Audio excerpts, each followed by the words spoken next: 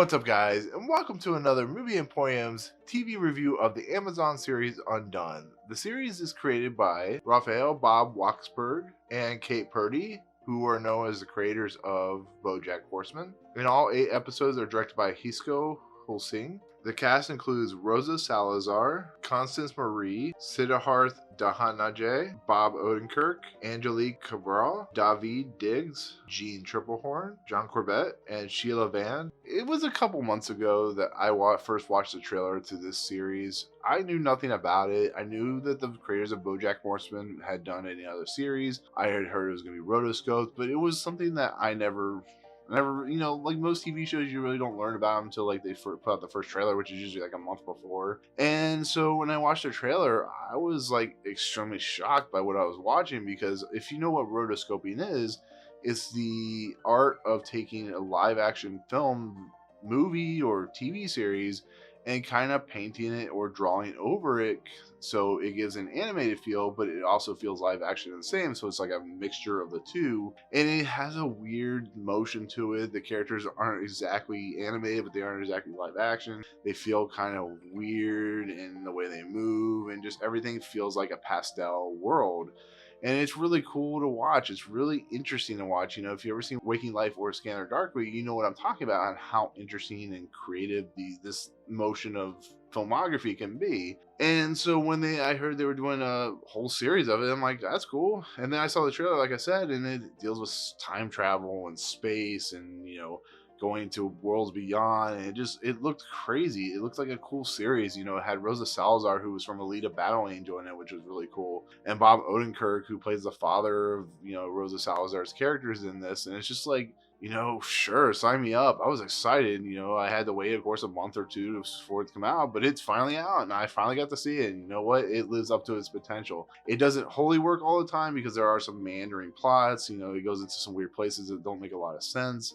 But in essence, it really feels like an emotional tale of a woman who is so disenchanted and so just like on the edge of like collapse, that when she gets into the car crash, because that's the basic storyline and how it plays out, she is going to her sister Becca is getting married, so they go to the night before dinner or whatever you want to call it, when they're when they're getting married, everybody's meeting each other, that type of thing.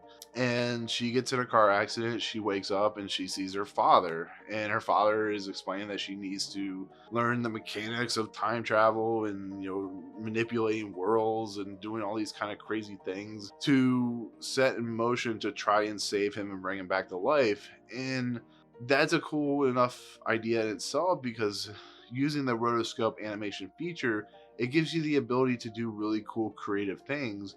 And that's exactly what you're doing here. You're seeing like just weird, just almost like if you're smoking weed, almost like where you're just seeing things like manipulate. You're seeing her go through like different times and spaces. Everything collapses. She's able to manipulate things, and she's able to just do creative things with her mind. And at first she's like really skeptical about what's going on, because when you see your dead dad and you see what you're able to do, it's like, am I going crazy? Am I imagining this thing? And in the process, when she's with her boyfriend, who she's like not really in love with, and it's really cool to see how that all plays out. And it's just really cool to see her manipulate the system and manipulate her world to kind of give her perspective on who her characters are. Using the idea of manipulating, seeing what her sister was like because there's a bunch of scenes where we see them as kids, and we see the father and the mother and how they reacted with the kids, and you kind of see her kind of understand how important her family is, but she's still kind of just depressed and so on and so forth. And the one thing that really is awesome about this show is Rosa Salazar's character Alma has hearing loss. She can't hear. And there's a storyline about how she lost her hearing, and she has to wear a device. It wraps around her ear, up here, and it kind of impulses the vibrations of sound. And it's not saying like, oh, it's cool that she's deaf. It's cool that not only are we getting a Latin American family, but we're getting a character that a lot of people with, hearing disabilities and disabilities in general can relate to, because you don't see that in animated shows. You don't see that in TV in general. You see certain characters maybe have some kind of disability, and to see a main character like that just have a, something that people can latch on to that have, that type of scenario. I think that's pretty like impressive, pretty forefront, and just shows that they spent a lot of time developing this character, and it gives it a lot of great just nuance and great just feelings. You really feel for this character, and I'm happy to see that this is included in there. I think it's awesome. And Rosa Salazar is just amazing in this series. She's just fantastic. This her level of commitment to the role, just how like over the top, and just how jokingly she does everything, and then how she deals with her boyfriend Sam, who has done things that aren't on the level.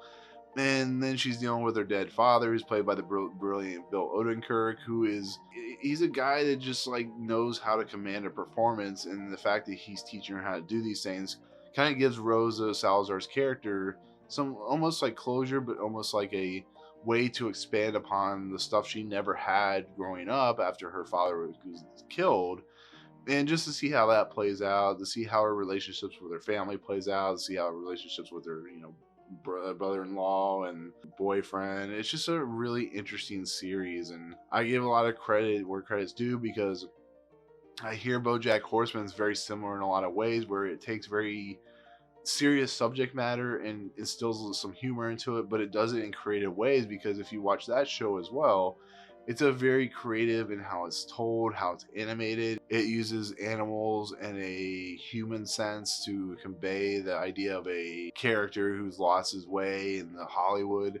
And that's exactly what it is here. It seems like the creators of the show knew how exactly what they wanted with, Alma's character, and creating this character has just lost her way. But like I said, it's a show that does meander a lot of times. There are moments where even though it's only 8 half-hour episodes or 8 20-minute episodes, there are times where it almost kind of repeats itself in the things she is doing, and it doesn't get to its points and plots very quickly. But that's not saying it's a bad thing, but it kind of get a little tedious and a little tiresome sometimes.